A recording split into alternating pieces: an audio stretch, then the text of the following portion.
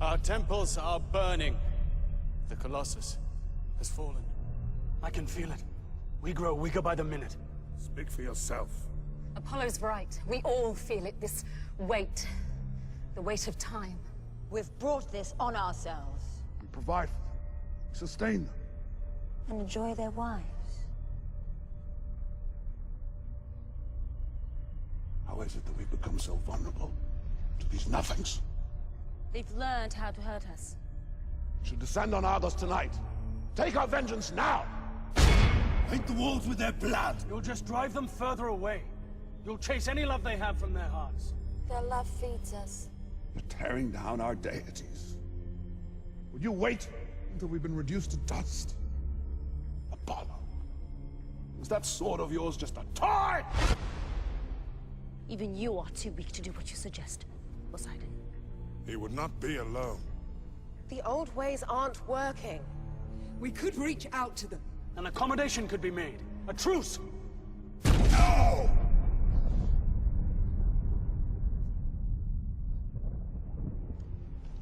I created them, and they rewarded my love with defiance. There will be no truce. Ayah Shalom, all praise to Yahweh Bashmi Al-Shah, double honor to the elders. My name is Amna Wala, and to my left is Karata Zakba. and this is a continuation of Acts 17 chapter. I know it's been a while since the last show, but you know, job stuff, changing your days on, days you work, days you got off, and technical stuff. Because this show was actually done before, but it didn't come out right on the camera because of the sound, so we're going to do it again right now. We can start from right there. All right, this is Acts chapter 17, verse 23. Last time we left off at verse, the 22nd verse. So now we're going to read through the 23rd verse. All right, this is Acts 17 to 23. For as I passed by and beheld your devotions. This is the Apostle Paul speaking to the Epicureans and to the Stoics. Because the Epicureans and the Stoics were, these are Israelites. That's a part of this, the philosophy of Stoicism and Epicureanism. Go on. All right. I found an altar with this inscription. So he found an altar with this inscription. Go on. An actual altar. To the unknown God. So he found an altar that had the inscription on it that said to the unknown God. Go on. Whom therefore ye ignorantly worship him, declared I unto you. Him declared I unto you. So it says he found an altar that said to the unknown God. Now you can read that. This is Wikipedia right here. All right. Okay. It says unknown God. In addition to the 12 main gods and the innumerable lesser deities, ancient Greeks worship a deity they call agnostos, theos. Yeah, a deity that they call agnostos theos. Go on. That is the unknown God. That's what a agnostos theos means, unknown God. Theos is Greek for God, and agnostos is Greek for unknown. Like people who are agnostic, they say the existence of God is unknown, and if a God does exist, then God's existence, the proof of it is probably unknown. It's impossible to prove or impossible to be known. So that's why agnostic comes from the Greek word agnostos, which means unknown. Go on. It says in Athens there was a temple specifically dedicated to that God, and very often Athenians would swear in the name of the unknown God. Go on. Apollodorus. Yeah, Apollodorus. Now I'm not sure which Apollodorus that was, because there was multiple men by the name of Apollodorus in ancient Greece. Go on. But if I find out which one that was, they'll let me put it up in post-production. Go ahead. It says Philostratus. And Philostratus. His name was Lucian Flavius Philostratus, who lived from about 170, 172 AD to about 247, 250 AD. And he was he was known as the Athenian, and he was a Greek sophist. Sophist means skilled or wise. Like Sophia means wisdom. And he was a Greek sophist, which a sophist was a teacher. They taught, basically they utilized the tools of philosophy and rhetoric, and many of them also taught like mathematics, athletics, and music as well. And he taught the arete, A-R-E-T-E, that means like excellence or virtue, to young statesmen and nobles. Go on. And Pausanias wrote about the unknown God as well. Pausanias or Pausanias, he wrote about the unknown God as well. He lived from the period of 110 AD to 180 AD, and he was he lived during the 2nd century AD, and he was a Greek traveler and Greek geographer, and it was said he lived during the time of Hadrian, Antonius Pius, and Marcus Aurelius. And the other guy, Philostratus, Lucian Flavius Philostratus, said that lived during the time of the 33rd Roman Emperor Philip the Arab. Go ahead. The unknown God was not as much a specific deity. So these guys that we just mentioned, they wrote about the unknown God. We got a document on that as well. So go ahead. It says the unknown God was not as much a specific deity. So the unknown God was not as much as a specific deity, meaning as much as a specific God, go on, that they worship, like how they worship Zeus or Poseidon or Ares and so forth. Go ahead. But a placeholder. Right, so he was a placeholder. This unknown God was a placeholder, meaning this unknown God was a placeholder for whatever God that they believe actually existed, but whose name and nature wasn't known. Or a placeholder could be an object that's not known. All right, go ahead. Okay, for whatever God or gods actually exist. Yeah, that they believe exist. Go ahead. Exist, but whose name and nature were not revealed to the Athenians or the Hellenized world at large. Go on. According to a story told by Diogenes Laertius.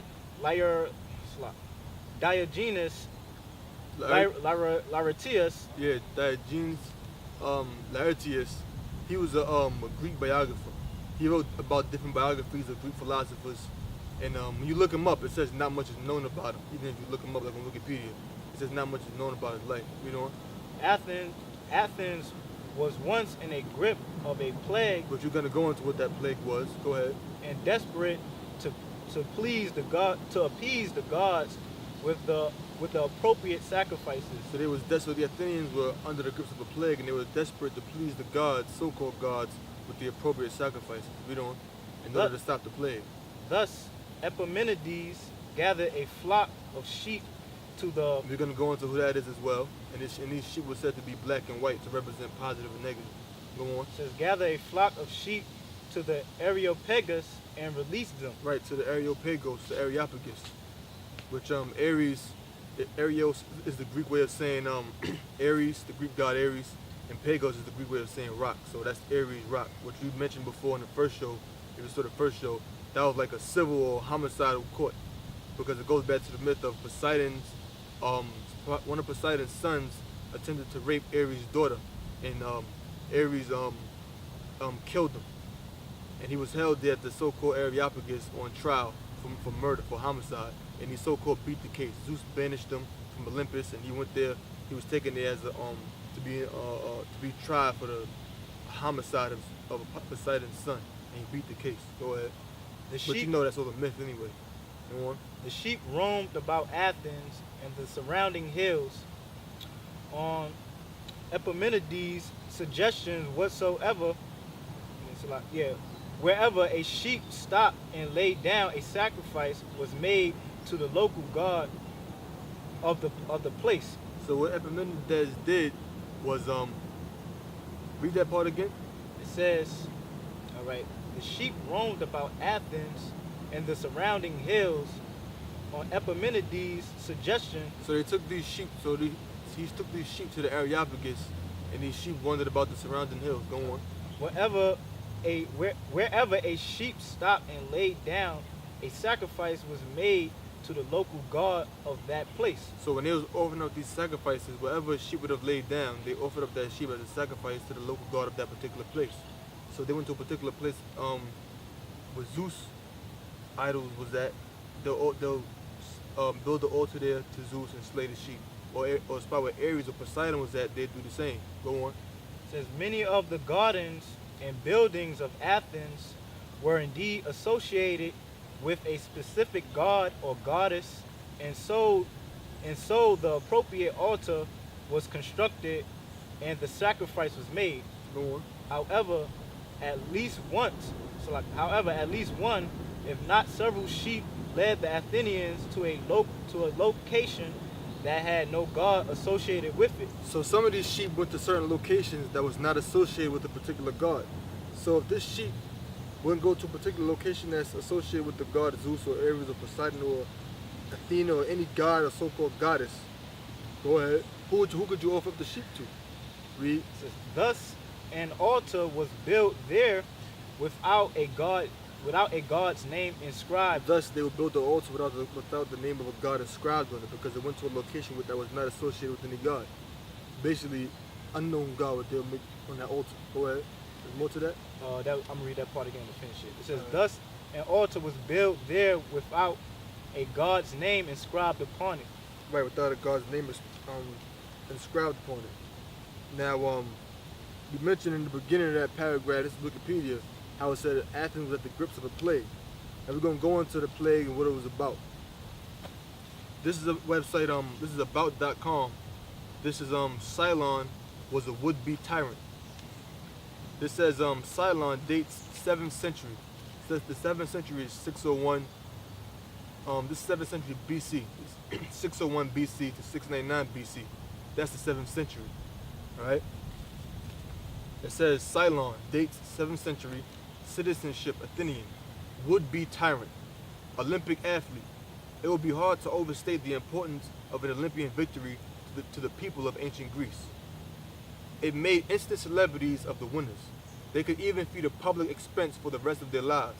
Poems were composed for them, enduring monuments still attest to their achievements. Cylon, an Athenian nobleman, or Eupatrid, was one such Olympic athlete whose victory in 640 BC also won him a king's daughter and then an in to the top position in Athens. Cylon married the daughter of Theagenes, the tyrant of Megara. A tyrant in the 7th century BC meant something different from our modern concept of tyrant as a cruel and oppressive despot. A tyrant was a usurper in ancient Greece.